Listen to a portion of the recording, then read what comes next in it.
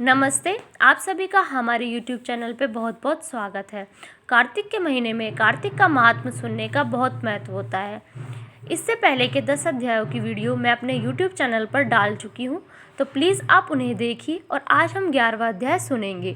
नारद जी ने कहा, एक समय जलंधर पत्नी सहित असुरों से सम्मानित हो सभा में बैठा था, तो परम कीर्तिवान श्री शुक्राचार्य जी वहां पहुंचे, जिनके तेज से सब दिशाएं प्रकाशित हो गई। गुरुजी को आता देख असुरों सहित सागर पुत्र ने उठकर बड़े आदर से उनको प्रणाम किया।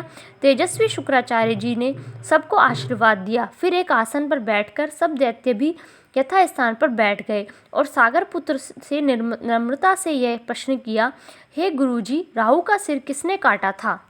आप हमें यह बतलाइए। इस पर श्री शुक्राचार्य जी ने विरोचन पुत्र हिरण्यकश्यप और उसके धर्मात्म पौत्र का परिचय देकर देवताओं और असुरों द्वारा समुद्र मंथन को संक्षेप में सब कथा कहकर यह बतलाया कि जब समुद्र से अमृत निकला तो उसे देव रूप से राहु पीने चला। इस पर इंद्र के पक्षपाती भगवान विष्णु ने राहु का सिर काट डाला। यह सुनने के साथ ही जलंधर के नेत्र लाल हो गए।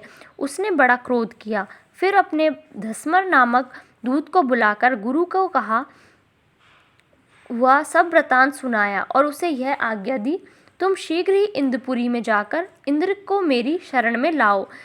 धस्मर जलंधर का बड़ा निपुण दूत था।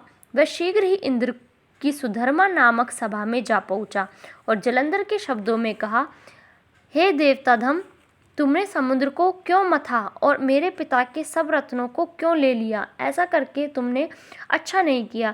यदि तू अपना भला चाहता है तो उन सब रत्नों सहित देवताओं के साथ मेरी शरण आ, अन्यथा हे सुराधम, मैं सत्य कहता हूँ कि तेरा राज्य ध्वस्त कर दूँ हो जाएगा।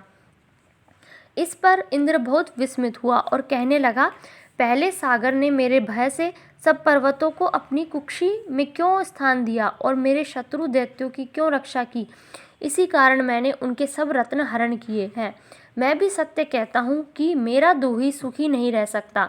इंद्र की बात सुनकर वह दूत शीघ्र ही जलंधर के पास आया और सब बातें उसे कह सुनाई, जिन्हें सुनते ही वह दैत्य मारे क्रोध के अपने होठ काटने लगा और देवताओं को जीतने के लिए उसने उद्योग आरंभ किया। फिर तो सब दिशाओं तथा पाताल से करोड़ों दैत्य उसके पास पहुंच गए।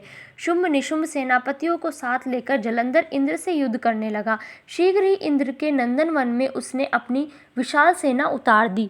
वीरों की शंख ध्वनि और घोर गर्जन से इंद्रपुरी गूंज उठी। अमरावती छोड़ देवता उसने युद्ध करने चले गए। भयानक मार काट हुई। दोनों पक्षों के आचार्य अपने अपने मृतकों को जिलाने लगे। असुरों के आचार्य गुरु शुक्र अपनी मृत संजीवनी विद्या से और देव गुरु बृहस्पति द्रोणागिरी से औषधि लाकर मुर्दों को जलाते रहे। इस पर जलंधर ने अपने गुरु शुक्राचार्य जी से क्रुद्ध होकर कहा, मेरे हाथ से मरे हुए देवता जी कैसे जाते हैं? जिलाने वाली विद्या तो सब आपके पास ही है, फिर यह क्या बात है? इस पर श्री शुक्राचार्य जी ने देवगुरु श्री बृहस्पति जी द्वारा द्रोणागिरी से औषधि लाकर देवताओं के जिलाने की बात कह दी। यह सुनकर जलंधर और भी क्रुद्ध हो गया।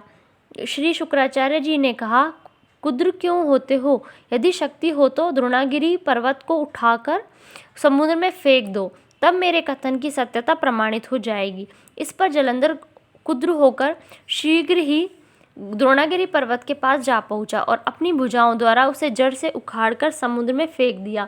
यह भगवान शंकर का तेज था। इसमें जलंधर की कोई विचित्रता नहीं। पश्चात यह सागर पुत्र युद्ध भूमि में आकर बड़े वेग से देवताओं का संहार करने लगा। जब बृहस्पति औषधि लेने के लिए द्रोणागिरी पर्वत पर पहुंचे तो द्रोणागिरी की जगह वहां पर उन्हें सुना मैदान मिला। तो वह भयभीत होकर देवताओं के पास आए और कहा कि युद्ध बंद कर दो, तुम लोग अब जलंधर को नहीं जीत पाओगे।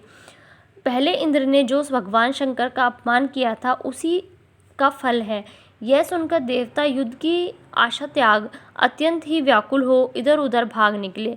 सिंधु सुत निर्भय होकर अमरावती में प्रविष्ट हो गया। इंद्र आदि देवताओं ने गुफाओं में शरण ली। धन्यवाद। इस वीडियो में बस इतना ही। प्लीज़ मेरी वीडियो को लाइक कीजिए, शेयर कीजिए और मेरे चैनल को सब्सक्राइब कीजिए।